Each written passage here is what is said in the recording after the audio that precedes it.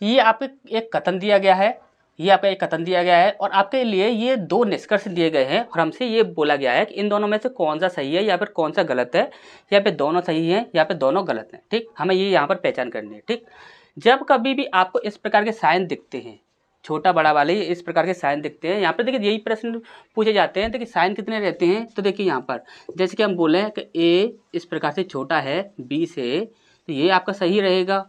यदि बोला जाए कि ए बड़ा है बी से, तो ये भी आपका सही रहेगा। या फिर बोला जाए कि ए छोटा है बी से लेकिन बराबर है, तो ये भी आपका सही होगा। ए बड़ा है बी से और लेकिन बराबर भी है, तो ये भी आपका सही रहेगा। या फिर बोला जाए कि ए बराबर है बी के, तो ये भी आपका सही रहेगा। ठीक, लेकिन आपसे ये बोला जाए कि ए बड़ा है और यहाँ पर बड़ा है बी, इस प्रकार से यदि साइन बन जाएं तो ये आपके हमेशा ही गलत रहेंगे। और यदि आपसे इस प्रकार से बोल दिया जाए कि ए छोटा है और फिर छोटा है बी, इस प्रकार से साइन बन जाए तो वो हमेशा ही आपके गलत रहेंगे। ठीक, ये चीज़ आपको याद रखनी है बस यहाँ पर। ठीक, यहाँ पर सिर्फ इतने ही साइन प्रयोग किए जाते हैं, लेकिन इस प्रकार की जब कभी भी कंडीशन बनेगी तो वो आपकी गलत रहेंगी। ठीक, ये बात आपको याद रखना है। ठीक, अब यहाँ पर देखेंगे आप, तो यहाँ पर देखिए बोला क्या गया है, एम छोटा है ई से, ई छोटा है एच से, एच बराबर है आर के, आर छोटा है ए से, ए बराबर है जे के। हमसे ये दो निष्कर्ष हैं, ये हमसे पूछे गए हैं, इनमें से कौन सा सही होगा। ठीक, तो पहले वाले की बात करते हैं। यहाँ पर बोला गया है एम बड़ा है ए से। अब यहाँ पर देखिए सबसे पहले हम बात करेंगे एम और ए की। तो एम कहाँ पर है, यहाँ पर है, ए कहाँ पर है, यहाँ पर है। ठीक, अब यहाँ पर देखिए कंडीशन क्या बन रही है, वो चीज़ आप समझिए। एम छोटा है ई से, ई छोटा है एच से, एच बराबर है आर के और आर छोटा है ए से। यानी कि आप देखोगे यहाँ पर छोटा छोटा छोटा सारे ही क्या हो रहे हैं, छोटे हो रहे हैं। तो यहाँ पर हम कह सकते हैं कि m जो है वह छोटा है a से, और यहाँ पर बोला गया है कि m जो है वह बड़ा है a से। यहाँ पर ये जो बराबर का चिन्ह है, इससे आप यहाँ पर ये मत समझिएगा यहाँ पर इसका कोई भी चेंज हो जाएगा, ऐसा ऐसा कुछ भी नहीं होगा। ठीक, यहाँ पर देखिए हम ये भी कह सकते, देखिए r बराबर जो है वह h के बराबर है, r जो है वह h के बराबर है। तो आप यहाँ पर ये कह सकते हो, देखिए m छोटा है e से, ई छोटा है एच से। जब ई जो है वह एच से छोटा है तो हम क्या कह सकते हैं कि एम की जगह पर हम एच रख सकते हैं, हम बिल्कुल रख सकते हैं। ठीक, तो ये चीज़ आप याद रखिएगा। यहाँ पर साइन जो है वह इधर की साइड इस प्रकार से चल रहा है, तो वह इसी प्रकार से चल रहा है, पलटा नहीं है। तो यहाँ पर देखोगे तो आप एम जो है वह छोटा है ए से, लेकिन यहाँ पर बोला गया है एम बड़ा है ए से, तो ये निष्कर्ष जो होगा वह आपका गलत हो जाएगा। ठीक, अब इसका नेक्स्ट देखिए, यहाँ पर बोला गया दूसरा निष्कर्ष है जे छोटा है ई से। अब यहाँ पर हम जे और किसकी, ई की बात करेंगे। अब यहाँ पर देखिए जे कहाँ पर है, तो जे आपका यहाँ पर है, ई कहाँ पर है, तो ई आपका यहाँ पर है। अब देखिए ध्यान से देखिएगा, ई छोटा है एच से, एच बराबर है आर के, आर छोटा है ए से और ए बराबर है जे के। जब ए बराबर है जे के और आर जो है वह ए से छोटा है, तो हम यहाँ ए की जगह पर, यहाँ ए की जगह पर ई को रख सकते हैं और ई की जगह पर ए को भी रख सकते हैं। यानी कि हम यहाँ पर क्या कहेंगे, जो साइन है वो इधर की साइड इस प्रकार से चल रहा है, तो हम क्या बोलेंगे, ई छोटा है जे से। ई क्या है, छोटा है जे से। अब यहाँ पर आप देखोगे तो यहाँ पर बोला गया ई बड़ा है जे से, ई बड़ा है जे से, ये बोला गया। और यहाँ पर देखेंगे तो ई छोटा है जे से, तो ये आपका क्या हो जाएगा, ये भी गलत हो जाएगा। यानी कि दोनों की दोनों क्या है, दोनों की दोनों ही गलत हैं। तो यहाँ पर हमारा आंसर क्या होगा, दोनों निष्कर्ष सही हैं, तो ये तो आपका गलत हो जाएगा। दोनों निष्कर्ष गलत हैं, तो यही हमारा सही आंसर हो जाएगा। ठीक, काफ़ी ईजी होते हैं, बस सिर्फ आपको साइन देखना होता है, बराबर जो लगा होता है। देखिए जैसे कि हम यहाँ पर बोले हैं कि यहाँ पर जैसे कि हम ये बोलते हैं ई और हमें आर का रिलेशन बताना है, ई और हमें आर का रिलेशन बताना है। तो देखिए यहाँ पर क्या लिखा हुआ है, एच बराबर आर, यहाँ पर लिखा हुआ है एच बराबर आर। ठीक, इस प्रकार से ये आपका लिखा हुआ है। तो यहाँ पर ई जो है वह एच से छोटा है, ई जो है वह एच से छोटा है और आर जो है वह बराबर है एच के। तो यहाँ पर देखिए, यहाँ पर एच जो है तो एच की जगह पर हम आर रख सकते हैं और आर की जगह पर हम एच रख सकते हैं। यानी कि एच की जगह पर हम आर रख सकते हैं और आर की जगह पर एच रख सकते हैं। तो यहाँ पर हम क्या कर सकते हैं, एच भी रख सकते हैं, एच और ई इस प्रकार से भी रख सकते हैं। और तो ये हमारा यह साइन जो होगा वो इस प्रकार से आ जाएगा। ठीक, कैसे भी आप पलट सकते हो, यहाँ पर आपको सिर्फ इतना याद रखना होता है, साइन जो है वह आपके सीधे चलने चाहिए। यदि साइन देखिए इस प्रकार से यहाँ पर इस प्रकार से होता, यदि साइन इस प्रकार से हो जाता, यदि साइन इस प्रकार से हो जाता और ई और जे का हमें रिलेशन निकालना होता, तो यहाँ पर ये जो रिलेशन बन रहा होता वो किस प्रकार से बन रहा होता, ई साइन कैसे जा रहा है, ऐसे जा रहा है, फिर यहाँ तक चले तो साइन कैसे चला गया, ऐसे चला गया, फिर जे। अब इन दोनों के बीच में देखोगे आप तो देखिए ई छोटा है, जे छोटा है। अब ई छोटा है, जे छोटा है, तो ये कौन सा रिलेशन हुआ? तो ये आपका कोई भी रिलेशन नहीं हुआ। ठीक, इस प्रकार से रिलेशन हमें देखना होता है। तो यहाँ पर ये चीज़ आपको अच्छे से समझ आ गई होगी। तो नेक्स्ट क्वेश्चन की ओर बढ़ते हैं। इसका नेक्स्ट प्रश्न है हमारे यहाँ पर, देखिए यहाँ पर पूछा गया है, दी गई छवि को बनाने के लिए आवश्यक रेखाओं की न्यूनतम संख्या क्या होगी? देखिए यहाँ पर पूछा क्या गया है, न्यूनतम संख्या क्या होगी। यहाँ पर आपसे ये भी पूछा जा सकता है कि अधिकतम संख्या क्या होगी। तो देखिए न्यूनतम और अधिकतम का यहाँ पर कि मतलब क्या होगा वो चीज़ आप समझ लीजिए। जैसे कि आपकी मान के चलिए कि ये आपकी एक रेखा है, ये आपकी एक सीधी रेखा है। ठीक, ये वाली रेखा ले लेते हैं, इससे आप समझ लीजिए। ठीक, ये वाली जो रेखा है, यदि हम न्यूनतम रेखाओं की बात करेंगे, न्यूनतम रेखाओं की बात करेंगे, तो ये जो आपकी रेखा होगी ये हम पूरी एक गिननी होगी। पूरी कितनी गिननी होंगी? एक गिननी होगी। और यदि अधिकतम की बात करेंगे तो देखिए अधिकतम तो यहाँ से ये लेकर यहाँ तक भी आप एक लगा सकते हो, यहाँ से लेकर यहाँ तक लगा दोगे, और यहाँ से लेकर यहाँ तक एक लगा दोगे, और यहाँ से लेकर यहाँ तक एक लगा दोगे। तो यानी कि अधिकतम भाग की बात करोगे तो यहाँ पर 1 2 3 3 निकल कर आ जाएंगी। लेकिन यहाँ पर किसकी बात की गई है? न्यूनतम की। न्यूनतम क्यों बोला गया है? कि आपको पूरी की पूरी रेखा को एक बार में गिनना है, ना कि आपको तोड़ तोड़ कर गिनना है। ठीक, अब यहाँ पर देखिए, सबसे पहले हम बड़ी वाली आकृति की बात कर लेते हैं। तो यहाँ पर देखिए, यहाँ पर देखेंगे तो ये वाली 1 हो गई, और ये पूरी 2 हो गई, और ये पूरी 3 हो गई। एक आकृति जो है वो हमारी कंप्लीट हुई। ठीक, यहाँ पर 3 हो गई। 3 के बाद आप यहाँ पर देखोगे तो एक ये है आपकी पूरी 4, और एक ये है आपकी पूरी 5। 5 हो गई। 5 के बाद एक ये पूरी हो गई 6, और एक ये पूरी हो गई 7, एक ये पूरी हो जाएगी 8, और एक ये पूरी 9। तो टोटल कितनी रेखाएं हो जाएंगी? 9 हो जाएंगी। तो यहाँ पर 9 हमारा सही आंसर हो जाएगा। ठीक, न्यूनतम के लिए हमारा कितना आंसर होगा? 9 होगा। ठीक, अच्छा समझ आ गया होगा। नेक्स्ट क्वेश्चन की ओर बढ़ते हैं। इसका नेक्स्ट प्रश्न हमारे यहाँ पर, देखिए ये आपका एक सीटिंग अरेंजमेंट से संबंधित प्रश्न है। इजीली सॉल्व कर सकते हैं, पर थोड़ा सा बस बड़ा है और कुछ भी नहीं है इसमें। अब यहाँ पर देखिए, यहाँ पर बोला गया है कि 8 व्यक्ति हैं, ये टोटल आपके 8 व्यक्ति हैं। ठीक, जो कि एक सीधी रेखा में बैठे हुए हैं और सभी उत्तर की ओर मुख किए हुए हैं। ठीक, किधर देख रहे हैं? वे उत्तर की ओर देख रहे हैं। अब टोटल कितने लोग हैं? 8 लोग हैं। तो सबसे पहले हम क्या करते हैं, 1 2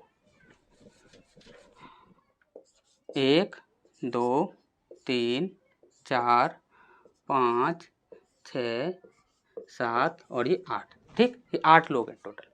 अब यहाँ पर बोला गया है एन पंक्ति के किसी एक अंतिम छोर के दूसरे स्थान पर बैठा है। अब यहाँ पर ध्यान से समझिए, उसने बोला है एन जो है वह किसी भी, ये जो आपकी पंक्ति है, ये जो आपकी पूरी पंक्ति है, उस पंक्ति के किसी भी अंतिम छोर से दूसरे स्थान पर बैठा है। अब अंतिम छोर यहाँ पर देखिए, एक तो ये हो गया और एक ये हो गया। अब यहाँ पर हमें यहाँ पर कन्फ्यूजन होगा, तो इसके लिए हमें क्या करना होगा कि यहाँ पर 2 कंडीशन बनानी होंगी, 2 पॉसिबिलिटी बनानी होंगी। जिससे क्या होगा कि हमारी जो एक पॉसिबिलिटी जो होगी, जो कि हमारी गलत हो जाएगी, तो उसे तो हम काट देंगे, और दूसरी हमारी रह जाएगी जो कि आपकी सही होगी। ठीक, तो यहाँ पर बोला गया है कि एन जो है वह पंक्ति के किसी भी जिस पंक्ति के किसी भी अंतिम छोर के दूसरे नंबर पर बैठा है। ठीक, तो यहाँ पर देखिए, यहाँ पर स्टार्टिंग से देखें, यहाँ पर लास्ट से देखें, तो ये तो आपका एक अंतिम छोर हो गया। तो यहाँ से देखें तो यहाँ पर दूसरे स्थान पर यहाँ पर बैठा होगा। यहाँ पर एक यहाँ से देखें तो यहाँ पर दूसरे स्थान पर यहाँ पर बैठा होगा ये एन। ठीक, इस प्रकार से बैठा होगा। ये कंडीशन तो हमारी ये बन गई, और एक कंडीशन हमारी ये बन गई। जो हमारी गलत हो जाएगी उसे हम काट देंगे। ठीक, जब कभी इस प्रकार की कंडीशन आती है, आपके सामने बोला जाता है, तो यहाँ पर आपको इस प्रकार से 2 बना लेनी है। ठीक, अब यहाँ पर देखिए, एम और एन के बीच केवल 3 लोग बैठे हुए हैं। एम और एन, यहाँ पर देखिए 3 लोग बैठे हुए हैं। तो 1 2 3 लोग बैठ गए किसके? एम और एन के बीच में। अब इसी प्रकार से यहाँ से देख लीजिए, 1 2 3 लोग बैठ गए एम और एन के बीच में। ठीक, अब इसका नेक्स्ट देखते हैं। यहाँ तक हो गया। अब यहाँ पर है पी एम के दाएं दूसरे स्थान पर बैठा है। पी जो है वह एम के दाएं, एम का दायां कहाँ होगा? तो यहाँ पर देखेंगे, यहाँ पर देखेंगे एम का दायां किधर होगा? इधर होगा। तो एम के दाएं दूसरे स्थान पर बैठा है, तो पहला और दूसरा ये जहाँ पर पी बैठ जाएगा। एम के दाएं दूसरे स्थान पर, तो 1 2 यानी कि यहाँ पर पी बैठ जाएगा। ठीक, समझ आ गया होगा अच्छे से। जितने लोग पी के दाएं बैठे हैं, जितने लोग पी के दाएं बैठे हैं, उतने ही एस के बाएं बैठे हैं। ठीक, पी के दाएं जितने लोग बैठे हुए हैं। अब यहाँ पर देखोगे पी के दाएं कितने हैं? 1 2 3, और यहाँ पर 1 2 3। एस के दाएं भी उतने ही लोग बैठे हैं, नहीं बैठेंगे। यहाँ पर आप देखोगे तो कितने बैठ जाएंगे? नहीं बैठ पाएंगे। तो यहाँ पर देखोगे तो पी के दाएं जितने लोग बैठे हैं, कोई भी नहीं बैठा। एस के दाएं कितने बैठेंगे? कोई भी नहीं बैठेगा। ठीक, इस प्रकार से यहाँ पर ये वाली कंडीशन आपकी बन जाएगी, और यहाँ पर ये वाली ऊपर वाली जो कंडीशन है ये आपकी खराब हो जाएगी। ठीक, अब हमारी ये वाली कंडीशन बन गई, ये हमारी कंडीशन बिल्कुल सही है। ठीक, जैसे कि यहाँ पर बोला गया है पी के दाएं जितने लोग बैठे हुए हैं, पी के दाएं जितने भी लोग बैठे हुए हैं, एस के बाएं उतने ही लोग बैठे हुए हैं। यानी पी के यदि दाएं कोई नहीं बैठा तो एस के बाएं कोई भी नहीं बैठेगा। ठीक, अब यहाँ पर देखिए, यहाँ पर बोला गया है टी और एस के बीच में 3 लोग बैठे हुए हैं, टी और एस ये है, टी हमें लेना है तो 3 लोग बैठाने होंगे, 1 2 3, यानी कि टी हमारा यहाँ पर आ जाएगा। ठीक, अब इसका नेक्स्ट है टी और एस के बीच में 3 लोग बैठे हैं, ये हो गया। इसके बाद है टी पंक्ति के किसी भी अंतिम छोर पर नहीं बैठा है। तो ठीक, टी तो आपका यहाँ पर बैठा है, किसी भी अंतिम छोर पर नहीं बैठा है। ठीक, ये तो आपने सही है। इसके बाद है आपका बाई एक्स के ठीक दाएं बैठा है, बाई जो है एक्स के दाएं ओर बैठा है। तो यहाँ पर आप ऐसी जगह पर देखिए जहाँ पर आपको 2 लोग फिट कर सकें। तो यहाँ पर देखिए ये 2 लोग जो हैं वो आपके सिर्फ यहीं पर फिट हो सकते हैं और कहीं पर भी नहीं। ठीक, यहाँ पर बोला गया कि बाई जो है वह एक्स के दाएं बैठा है, तो एक्स का दायां किधर होगा, एक्स यहाँ पर आ जाएगा, बाई यहाँ पर आ जाएगा। ठीक, अब यहाँ पर देखिए, यहाँ पर सारे ही हो चुके हैं और हमसे यहाँ पर पूछा क्या गया है, V के बाएं तीसरे स्थान पर कौन बैठा है। अब यहाँ पर देखिए एक जगह खाली है तो V जो है वो सिर्फ यहीं पर फिट हो सकता है। ठीक, समझ आ गया होगा। अब यहाँ पर बोला गया है कि बी के बाएं, दायां इधर होगा, बायां इधर होगा, तो तीसरे स्थान पर, तो 1 2 3, तीसरे स्थान पर कौन बैठा है, तो बाई बैठा हुआ है। तो यहाँ पर डी ऑप्शन जो है वो हमारा सही हो जाएगा। ठीक, समझ आया होगा अच्छे से। नेक्स्ट क्वेश्चन की ओर बढ़ते हैं। इसका नेक्स्ट प्रश्न है हमारे यहाँ पर देखिए, यहाँ पर बोला गया, देखिए ये आपके 3 स्टेटमेंट दिए गए हैं, पहला, दूसरा और तीसरा। पहला स्टेटमेंट बोल रहा है आर पी की मां नहीं है। ठीक, आर जो है वह पी की मां नहीं है। देखिए आर को यहाँ पर रख दिया और पी को हमने यहाँ पर रख दिया। ठीक, इनमें कोई भी रिलेशन नहीं है। ठीक, पी एस की बेटी है, पी जो है वह एस की बेटी है, पी जो है वह एस की बेटी है, एस यहाँ पर है तो ये पी जो है इसकी बेटी है। ठीक, अब इसके बाद बोला गया है एस की 3 बेटियां हैं, यानी कि एक बेटी तो ये हो गई, अब एक बेटी आपकी यहाँ पर ये हो जाएगी और एक बेटी ये हो जाएगी। ठीक, यहाँ पर एस की यहाँ पर ये 3 बेटियां हैं। ठीक, अब बोला गया यहाँ पर निष्कर्ष दिए गए हैं। पहला निष्कर्ष है पी आर की बहन है, पी जो है वह आर की बहन है। तो आर से तो कोई रिलेशन है ही नहीं किसी का, आर से तो कोई भी रिलेशन यहाँ पर बताया ही नहीं गया है, तो ये तो आपका गलत हो जाएगा क्योंकि आर से तो दूर दूर कोई रिलेशन है ही नहीं। इसका नेक्स्ट है आपका दूसरा, एस पी की माँ है। ठीक, एस जो है वह पी की माँ है, एस जो है वह पी की माँ है। अब यहाँ पर आप ध्यान समझिएगा, यहाँ पर हमसे बोला गया था पी जो है वह एस की बेटी है, पी जो है वह एस की बेटी है, लेकिन बेटी जो होगी या तो वह स्त्री की होगी और या तो वह पुरुष की होगी, दोनों में से कोई भी हो सकता है, स्त्री भी हो सकती है यहाँ पर पुरुष भी हो सकता है। लेकिन ये कौन है, स्त्री है या पुरुष है, ये मेल है या फीमेल है, ये आप बता सकते हो। यहाँ पर बिल्कुल भी यहाँ पर बताया नहीं गया है कि ये मेल है या फीमेल है, बस इतना बताया गया है कि इसकी बेटी है ये, लेकिन ये मेल है या फीमेल है ये यहाँ पर बिल्कुल भी नहीं बताया गया है। तो हम यहाँ नहीं कह सकते कि एस पी की माँ है, तो ये भी आपका यहाँ पर गलत हो जाएगा। यानी कि दोनों यहाँ पर हमारे क्या होंगे, गलत होंगे। ठीक, केवल निष्कर्ष एक अनुसरण करता है तो ये आपका गलत हो जाएगा, कोई भी निष्कर्ष अनुसरण नहीं करता, यही हमारा सही आंसर हो जाएगा। ठीक, अच्छे समझ आ गया होगा। नेक्स्ट क्वेश्चन की ओर बढ़ते हैं। इसका नेक्स्ट प्रश्न हमारे यहाँ पर बोला गया है, देखिए ये आपके 2 स्टेटमेंट दिए गए हैं। सबसे पहला स्टेटमेंट है सभी कैंडल बिकर हैं, सभी कैंडल क्या हैं, बिकर हैं। जैसे कि हम यहाँ पर बोले हैं कि ये क्या है, कैंडल, और जितनी भी कैंडल हैं वो सभी क्या हैं, बिकर है, क्या हैं, बिकर।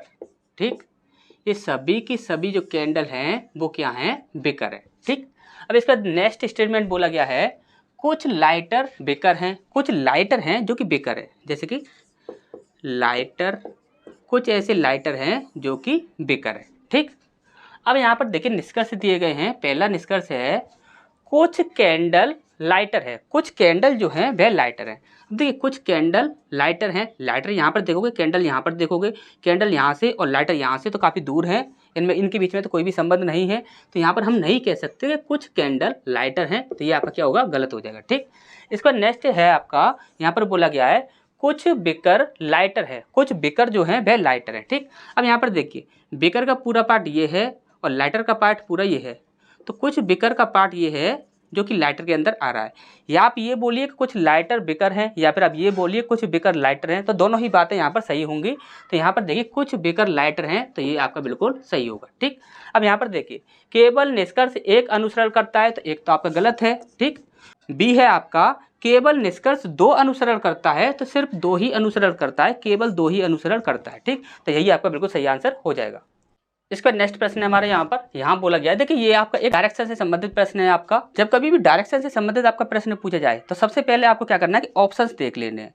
ऑप्शंस में यदि आपको दिशा पूछी जाए, सिर्फ और सिर्फ दिशा पूछी जा रही है, तो वहाँ पर आपको इतना उसे डिटेल में पढ़ते हुए सॉल्व करने की आवश्यकता नहीं पड़ेगी, उसे शॉर्ट में ही आप निपटा सकते हो। ठीक, और यदि आपको यहाँ पर देखिए जैसे कि यहाँ पर दूरी पूछी गई है, यदि यहाँ पर दूरी पूछी जाएगी तो वहाँ पर दूरी यदि पूछी जाएगी तो सारा प्रश्न जो होगा उसे आपको अच्छे से पढ़ना है, तब उसे सॉल्व करना है। ठीक, ये बात आपको याद रखनी है। अब यहाँ पर हमसे दूरी पूछी गई है तो सारे ही प्रश्न को अच्छे से हमें पढ़ना है और वहाँ पर हमें दूरी निकालनी है। ठीक, अब यहाँ पर देखिए बोला गया है सीता ने फतेहपुरी एफ में अपने कॉलेज जाने के लिए अंधेरी ए स्थित अपने घर से ऑटो लिया।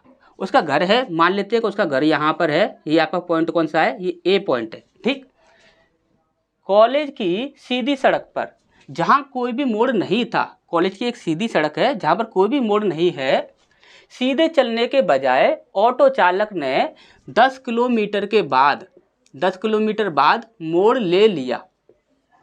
10 किलोमीटर तो पहले वो सीधा चला होगा, यानी कि पहले वह 10 किलोमीटर इस प्रकार से यहाँ पर चला है, वह सीधा चला है। कितना चला है, 10 किलोमीटर। ठीक, 10 किलोमीटर चला है, पहले वह सीधा चला, फिर उसके बाद उसने क्या किया कि मोड़ ले लिया। बांद्रा बी क्रॉसिंग पर दाएं मुड़ गया। यहाँ पर ये क्या है आपका बी पॉइंट है। अब बी पॉइंट पर जब वह मुड़ा है तो दाएं की ओर मुड़ा है, किधर मुड़ा है, दाएं मुड़ा है। अब यहाँ पर सीधा जा रहा है और दायां किधर होगा, इधर होगा, यानी कि वह इधर की साइड मुड़ गया। ठीक, इधर की साइड मुड़ा है और चला कितना है, फिर 8 किलोमीटर के बाद 8 किलोमीटर चला है। ठीक, तो 8 किलोमीटर यहाँ पर इस प्रकार से वह चला है। ठीक, यहाँ पर है ये आपका 8 किलोमीटर। ठीक, 8 किलोमीटर चला है। 8 किलोमीटर के बाद कोलावटी पॉइंट सी पर बाएं मुड़ गया। कहाँ पर मुड़ गया, कोला पॉइंट सी पर यानी कि ये जो पॉइंट है ये आपका सी है, सी पर बाएं मुड़ गया। दायां नीचे होगा, बायां ऊपर होगा, यानी कि बाएं मुड़ गया, यानी कि वह ऊपर की साइड मुड़ गया। ठीक, बाएं मुड़ गया, फिर से 12 किलोमीटर की दूरी तय की। अब यहाँ पर उसने कितनी दूरी तय की, तो 12 किलोमीटर की दूरी तय की। ठीक, 12 किलोमीटर की दूरी तय करने के बाद डलहौजी बिल्डिंग डी पर, यहाँ पर ये जो पॉइंट है ये कौन सा है, डी पॉइंट है। ठीक, डलहौजी बिल्डिंग डी पर बाएं मुड़ गया। अब बाएं मुड़ेगा तो देखिए दायां इधर है, बायां इधर है, यानी कि वह इधर की साइड मुड़ेगा। अब देखिए बाएं मुड़ गया और 8 किलोमीटर के तुरंत देखिए कितनी दूरी तय की है उसने, 8 किलोमीटर की दूरी तय की है। तो यहाँ से यहाँ तक की जो दूरी है ये आपकी 8 किलोमीटर की दूरी है।